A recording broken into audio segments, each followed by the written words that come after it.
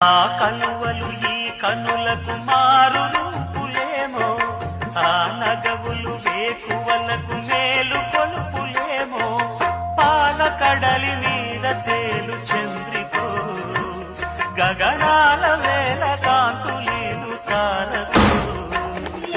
వెన్నెల్ల వస్తాడు ఓనాడు రాజంటి గొప్పింటి మొగుడు, ఊరంతా సందళ్ళు ఆనాడు వాడంత వియాలవారు.